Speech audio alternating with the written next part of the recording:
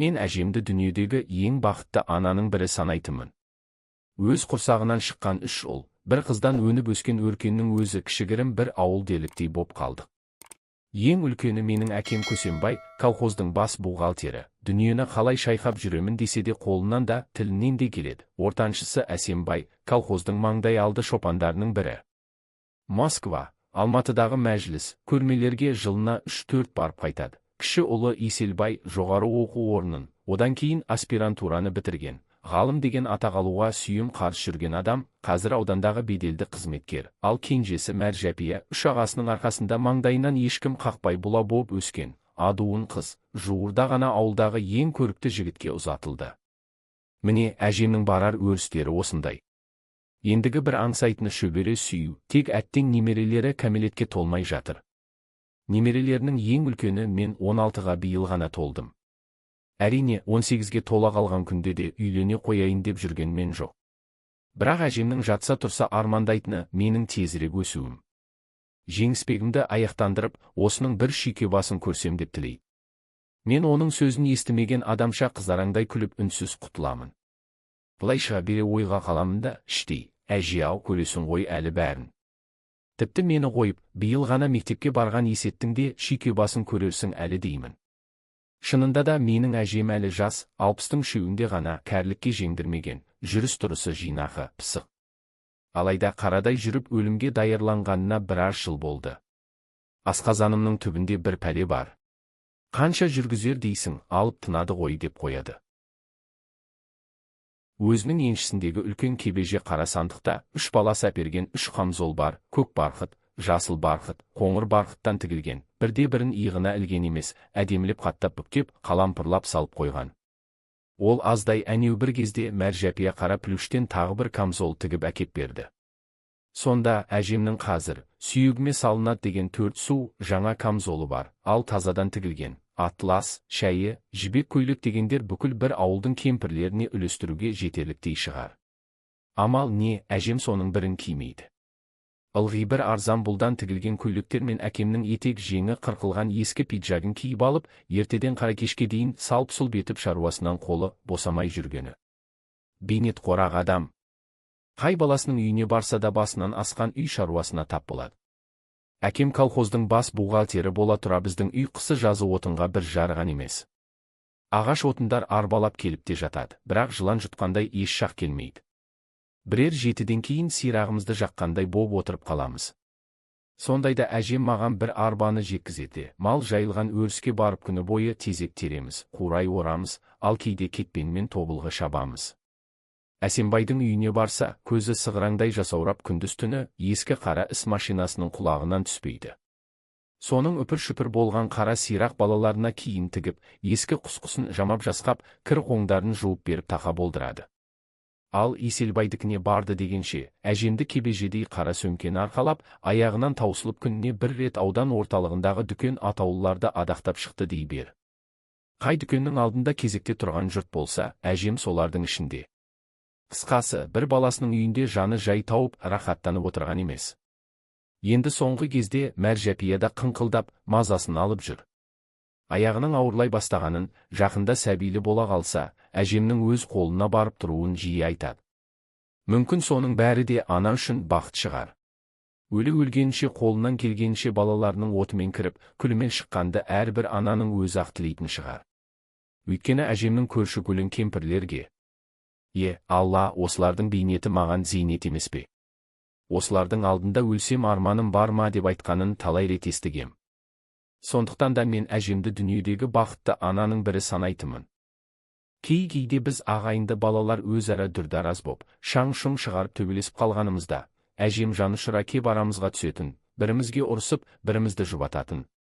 Ал ара түскеніне бой бермей қызыл шеке бола бастасақ, әжем бар даусымен алып, айқай салушы еді. Құдай, осы ит жыны бірікпеген иттердің ортасында азапқа салғаныңша алсаң етті мені, дейтін. Мұндайда жүзіндегі әжімі қалыңдап, өзі бір уыс боп бүрісіп, қасірет шеккен күйге енетін. Әжемнің осы сөздерін естіп, осы күйін көргенде тұла бойым шымырлап кетуші еді. ұшып түсіп, аяғына жығылып, бас ұрып, жалбарына кешірім сұрағым келетін. Бірақ осы сәтіне қарап оның бақытты екеніне шек келтіруден мүлдем аулақпын. Әжем менімен кішкене күнімнен сырлас. Екеуміз оңаша қалғанымызда өткен кеткенін айтып, ерінен жастай жесір қалып, үш ұл, бір қызды қалай адам ғып өсіргенін әңгімелейтін. Мен әжемнің көрген бейнетіне, кереметтей төзімділігіне жаным аши отырып сүйсінемін. Сондайда қолымнан келсе әжемді үлде мен бүлдеге орап, тырп еткізбестен төрге 4 қабат көрпенің үстіне отырғызып қойсам деп арман етуші едім. Менің осы ойымды жақсы ұғатын әжем: «Қозым, қозым, сенің осы айтқаныңның өзі ақ маған үлде мен бүлде емес пе? Айналдым сенен. Басқа күшіктер тегіс жиналып бір төбе болғанда сен өзің бір төбе емессің бе, маған?» деп еміренетін. Сол әжем биыл менімен бұрынғыдан да гөрі етене сырласатын болды. Жазға салым бір айдай Әсембайдың үйінде жатып қайтқаннан кейін көзі кіртиіп жүдеу тарта бастады. Ешкімге байқатпай жиі күрсініп уһілейтінді шығарды. Балалар өзара төбелесе қалса бұрынғысынан да қатты қапаланып, Құдайды, қуда, шұнақта деп әбден даттап, аша-аша қарғанатын. Қу Құдай, шұнақ Құдай, осылардың күйігіне күйдіргенше, алсаң етті мені дейтін күйініп. Ал кейде оңаша қап, жүнтіткен боп отырып, ешкімге көрсетпей өзінен өзі көзінің жасын іркіп алатын. Бір күні екі кештің арасында біздің үйге Мәржапия келді. Үйіндегі шаруасын істеп жүріп шығып кеткен беті болса керек, жеңін түріп алған, білегі қамыр, алшалғышы ұн. Аузы сылпылдап сағыз шайнап жүр. Әдетінше шолжаңдап келіп, тәтемнің менің шешемді тәте дейтін, не тәттісі бар екен, жеп кетейінші деп, ас тұратын жерлерді тінтіне бастады. Онан қолына іліккендерді қомағайлана асай жүріп, төр бөлмеге кірді де шифонер, чемодандарды ақтарды. Әлден уақытта сықылықтай күліп, қолтығына әлденені қыстыра шықты да: «Тәтеміз демесін, міне біреуін мен алдым» деп жүгіре басып кетіп қалды. Мынау неғып жүрей, екі кештің арасында ербейіп, тағы несін әкеттің деп бажылдаған әжемнің сөзін құлағына да ілген жоқ. Біраздан соң жұмысынан қайтқан шешем, балалар бақшасында істейтін, кешкі асты әзірлеп, оны ішіп болғаннан кейін әжеммен ақылдасқандай: «Бүгін өзіме бір көйлектік зат алып едім, соны қалай тіксем екен» деп қойып, төргі бөлмеге барып шифонерді ашты.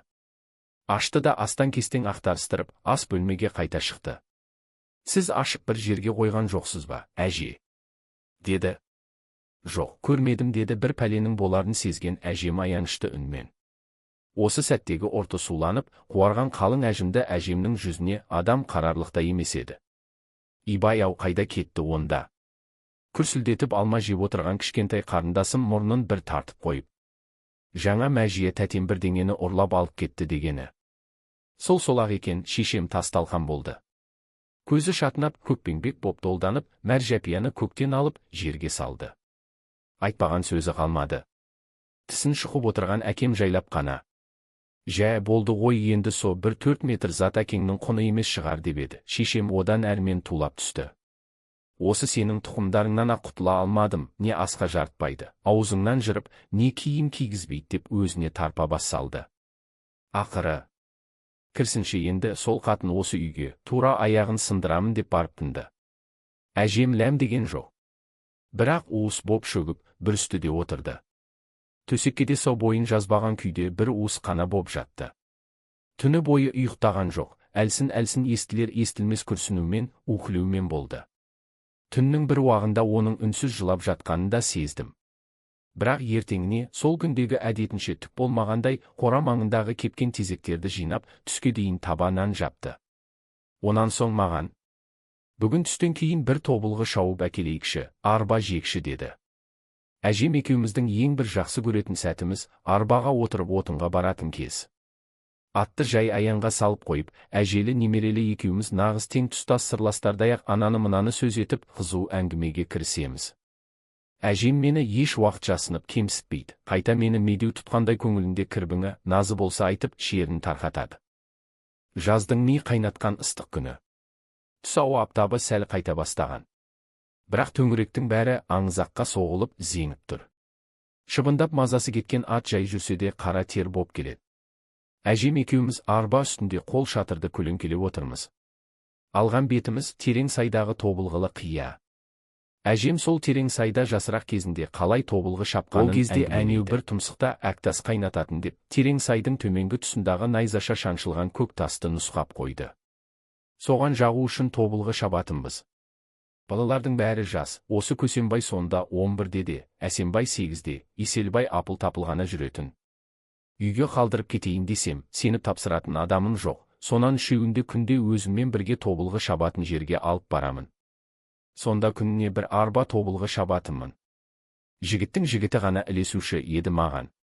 Кешкісін бір күнде шапқан тобылғымды тауда етіп арбаға тиегенде, ондағы арба қандай әлгі жігіттер, апырай, бәзила-ай, тобылғы шабу үшін, жаралғансың ғой, сірә деп қайран қалатын. Терең сайға да жеттік. Атты сайдың табанына доғарып кетпендерімізді алып, тобылғылы қияға да шықтық. Мен екі кетпенді иығыма салып алдына түстім де, әжем екі қолын артына қайыра ұстап жаймен демала көтерілді. Ентіге жүріп сөйлеп келеді. Шіркін-ай, өсіп кетіпті ау, сол жылдары тып-типыл ғып тастап ектеп қалың өскен тобылғыға сүйсінді. Қияның тобылғысы шынында да бітік екен. Шетінен қамшыға сап болардай қызыл күрең тобылғылар адамның бойымен бірдей, әр түбі бір арқа отын. Арасынан өтіп жүру қиын. Жеңішжан, міне, мына бір жерден бастайық. Баяғыда осы арадан мен, әнеу бір тұстан Зарқом марқұм, онан әректен қазіргі мына сиыршы Исабай шал түсіп жарысушы ие. Бісміллә. Өйбүй, Жеңішжан, мынау түскірің жеп жеңіл ғой, алдыңдағы ауыр кетпенді маған бер. Иә. Өстімесе іс өне ме, балам-ау. Әжемнің өңі жасарғандай өзгеше бір гүл жайнап шыға келді. Ала-құла, бірі бар, бірі жоқ түстерін көрсетіп күлді. Онан соң алақанына түкіріп қойып, кетпенді құлаштай көтеріп сілтей жөнелді. Кетпенді әр сілтеген сайын екі иіннен ыңқылдай шыққан уһілеу естіледі. Бірақ сол уһілеудің өзі әжемнің әр қимылына екпінді салмақ қосып тұратын сияқты көрінді. Әп-сәтте бір өзі үлкен арқа тобылғыны қопарып та тастады. Шаңытқан әжімді жүзінен айғыз боп тер ағып, алқына кеп демалуға отырды. Деміңді ал, балам. Аса зорланба, деді маған. Екеуміз енді қатарласа отырып, қолығымызды басып, үйден алып шыққан айран толы торсықтың аузын шештік. Әжем қышқылтым, салқын айранды тамсана отырып асықпай жұтады. Шөлі қанған соң кимешегінің етегімен аузын, маңдайының терін сүртіп, маған мейірлене қарады. Қуатым менің қозым деп кекілімнен сипап қойды. Тобылғыны тағы да біраз өндіре шауып, демалуға екінші рет отырғанымызда әжем маған сыр қылғандай іште жатқан бір әңгімесін бастады. Әлгі Әсембай сенің әкеңнің бетін көрмеймін деп ренжіп жүр, деді торыққан үнмен. Көсембай да оңбайды, сол иттің алашағына тиіп қайтеді екен десеңші. Осы жазда жүнді жақсы қырыққан үшін колхоз сыйлық жазған екен, сонысын мынау осы жақта сыртынан қол қойып алып қойыпты ғой. Соны анада мен үйінде жатқанда естіп, бұлан талам боп, біз мұнда қысы жазмал соңында телім боп жүреді екенбіз де сыйлықты жаны тыныш жүрген сол сыртымыздан қол қойып алады екен ғой. Мен барып басқармаға арыз етем деп қиғылықты салды ғой. Мен де ұрыстым өзіне, ауысқаның сол ма еді, ит. Біріңді бірің сүюдің, жебеп қолдаудың орнына қит етсе, арыз айтам, ойбай сөйтем, ойбай бүйтем деп жауға әзірсіңдер түге деп. Көсембайдан сұрасам, алғаным рас еді, өйтіп ренжитінін қайдан білейін дейді. Керегі не еді десеңші, соныкін алып. Ол иттің мінезі де мінез емес, дойыр ғой. Бір күні болмаса, бір күні үлкен деп сыйламай, тікеліп айтып тастаса көңілін қалдырады. Көңіл деген бір қалса жаман ғой. Беу, Құдай-ай, осылардың арасына дәнекер болам деп ақ өлетін болдым. Бәрінің емгені бір ананың ғана, бір менің ғана ақ сүтім еді. Әжем ауыр күрсініп, маңдайының терін сүртті. Қабағы кіртейіп, ұрты бұрынғысынан да ортайып, әбден діңкелеп шаршаған кейіпте отырып қалды. Мәржапия да оңбайды, түнде ғой, әне сенің шешеңді қан қақсатып кетті. Қанша айтамын сол қызға, енді үйің бөлек, күйің бөлек жансың, жеңгелеріңе абайлап еркеле, екі ортада бауырларыңды ренжітіп аласың деп. Құлағына кірмейді ғой, не қылған кеше екенін. Тіпті әрі берден кейін қақсай заржақ атанады екенсің. Түнде әне сенің шешең де ішіндегісін тегіс ақтарды, ал сол жақсы ма? Ең болмаса менің көзім тірі тұрғанда тату болса екен де, мен өлген соң не болса о болсын. Құдай ғой, мені де осылардың тозағына күйдіріп қойған. Ел қайдан білсін, ойбай, анау пәленшені қарашы жетім жесір боп өсіп еді. Енді, әне, балаларының түздегісі түзде, ойдағысы ойда шетінен жетілген, болған толған, бақыты жанған кемпір екен дейді. Ал мен сорлы осылардың иттігін білдірмеймін деп түздегісіне түзде, ойдағысына ойда тыраштанам. Қайсысының үйіне барсам да келіндерім ренжімесе екен деп отымен кіріп, күлімен шығам. Мен оларға ене емеспін, жалдап алған бір күңмін. Баяғыда бай ауылдарының жалдап алатын сондай бір күңдері болушы еді. Әжем иегі дір-дір етіп кемсеңдеп көзіне іркілген ыстық жасты төгіп-төгіп алды. Мен сай сүйегім сырқырап, енді аз болса өкіре жылап әжемді бас салуға шақ отырмын. Тамағыма жас тығылғандай боп сөйлей алатын емесшін.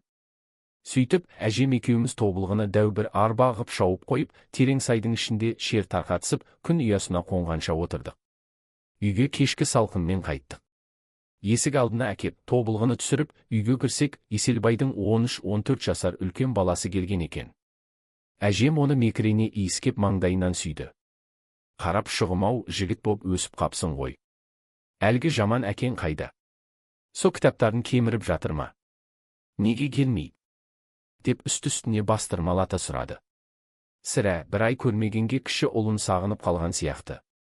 Қолы тимейді деді бала. Қолы тимейді деп оның сөзін кекете қайталады әжем.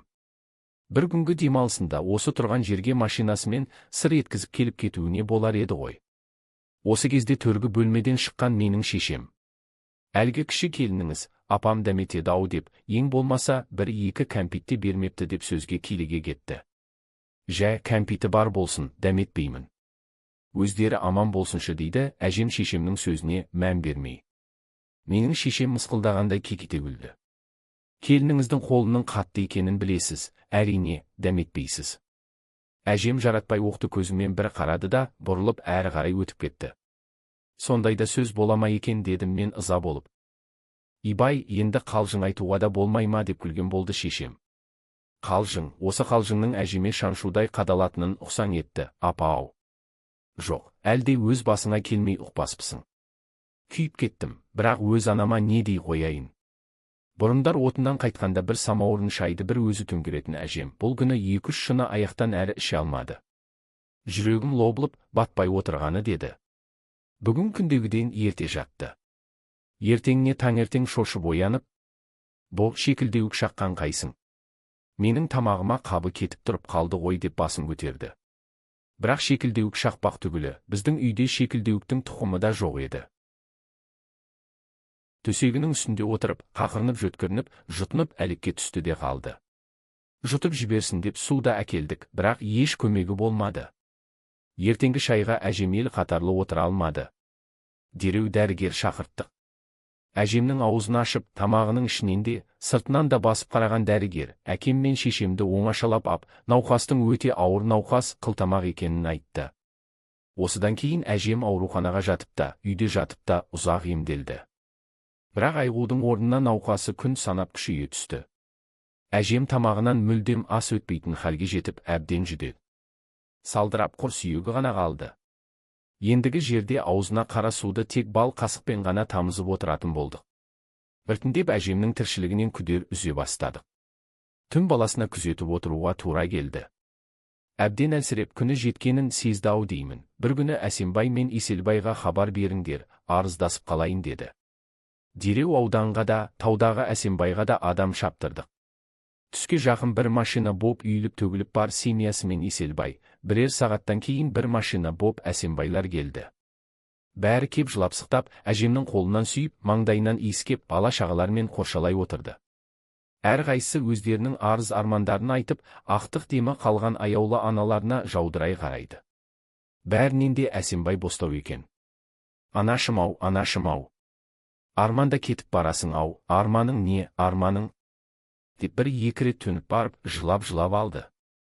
Әжем оған бозара қараған күйі жылама дегендей ернін қыбырлатты. Сірә, қысылып жатқан болуы керек. Сол қысылудан тек күн батар сәтте ғана айықты. Су, деді. Мен аузына бір-екі тамшы су тамыздым. Әлденгендей болды. Сыбырлап қана. Сыртқа шығаршы, деді. Бәріміз қаума жаулап сыртқа алып шықтық. Жаздың маужыраған желсіз тымық кеші. Күн ұясына қонуға таяпты. Аспан көк мөлдір. Әжем дәл үйдің іргесіне отырғыз дегендей ишарат көрсетті. 2-3 қабат киіз төселген іргеге отырып, әлсіз қолымен көзін күннен көлегейлеп төңірекке қарады. Кең дүниені соңғы рет бір армансыз қарап қалайын деген сияқты, әр нәрсеге шұқшия қадалады. Арманыңды айтшы, апа, деді Әсембай. Арманым. Бар ғой, деді әжем әлсіз үнмен. Арманым. Сендердің татулықтарың. Осы мезетте, әлдеқайдан алыстан аңырата шырқаған ескі бір әуен естілді. Бәріміз де селт етіп құлақ тостық. Жас өспірім жігіттің ауқымды кең даусы. Талдан таяқ жас бала таянбайды. Бала бүркіт түлкіден аянбайды, деп жаңғырықтыра созады. Әжем дір ете түсіп, қолын көлегейлеген күйі алысқа тесірейе тесілді де қалды. Мынау бір ескі әуен ғой, біздің жас кезімізде шығып еді, дейді дегбірсіздене сыбырлап. Айтып келе жатқан нәбиден-ау, шамасы. Даусы қандай жақсы еді. Енді көрдік, ауылдың төменгі жағындағы жалғыз аяқ жолмен 2-3 адам келе жатыр, әнді айтып келе жатқан солардың бірі. Әжем қалтқысыз танып отыр. Мынау көшеде ылғи өлең айтып жүретін Нәбиденнің даусы. Жаңа байқадым, иегі дір-дір етіп, өксік қысып, әжемнің көзінен шыққан 1-2 моншақ жас жүзіндегі әжім сайларын қуалай бастады. Мұны көріп тұрып, бәріміз де егіліп көзімізге жас алдық. Анашым, анашым, деді Әсембай көз жасын жұта демігіп. Күн ұясына қонған кезде әжемді үйге қайталып кірдік. Тағы қысыла бастады. Әне жүріп кетеді, міне жүріп кетеді деп минутын санаумен отырмыз. Түн жарымынан ауды. Менің әкем 2 інісін алып ас бөлмеге кеткен. Әлден уақытта Иселбайдың өтеуге борышым, анашым, жан сырым, деп жылай әндеткен жуан қоңыр даусы шықты. Менің шешем жүгіріп шығып, өй, әдепсіздер, тыныш, деп жекірді. Ән бір сәтке басыла қалды да, сәлден соң тағы естілді. Менің әкем мен Әсембай бір кез көздері қып-қызыл бұлаудай боп кеп, әжемнің бас жағынан отырды. Ауыздарынан арақ иісі бұрқырайды. Ал Иселбай сол еңіреп әндете жылаған күйі ас бөлмеден шыққан жоқ. Әжемнің тыныс алуы сиреп, ауыр бір алқынысқа айналды. Оң қолының білегінен ұстап отырған Әсембайдың әйелі, әжетайым-ау, деп булығып еңіреп жіберді. Еңіреп отырып қайта-қайта еңкейіп қолынан сүйгендей болды. Сөйтіп отырғанда оның ар жағында отырған Мәржапия кенет аяғын біреу басып кеткендей баж ете түсті. Аулақ әрі, әпкел шешемнің жүзігін, өзім алам, деді. Ей, қыз зоу, жәй иіңе отырсаң шоу, деп жылай сөйлеген күйінде Әсембайдың әйелі әжемнің қолына тағы еңкейген. Мәржапия оны қағып жіберді. Ұмтылып кеп әжемнің қолына өзі жармасты. Бұл тағы да еңкейіп, әжемнің саусағын тілімен жалап, жүзікті ары тартты, бері тартты, бірақ шығара алмады. Мына екеуінің қылығы бәрінен де қатты батты. Әжем болса ақылық атып ақтық демін алып жатыр. Дереу ұшып тұрып бардым да, егеу алып келдім. Әуре боп отырған Мәржапияны да ұрысқанына қарамастан итеріп тастап, жүзіктің бір шетінен ептеп егей бастадым. Жіңішке жүзік біраз егеген соң қиылып кетті. Майыстырып әжемнің қолынан шығарып алдым да әйелдердің маған бер дескендеріне қарамастан ашық терезеден сыртқа лақтырып жібердім. Біреу желкемнен нұқып қалды. Әкем екен. Ақымақ, ол алтын жүзік, неге лақтырасың, деп ызғарлы зекірді. Осы кезде әжемнің қолы сылқ етіп жерге түсіп кетті. Анашым-ау, анашым-ау, деген Әсембайдың ащы үні шықты. Үйдің іші азан-қазан, уда шу боп, бірімен бірі көрісіп, ілезде басты айналдырып, құлақты тұндырып жіберді.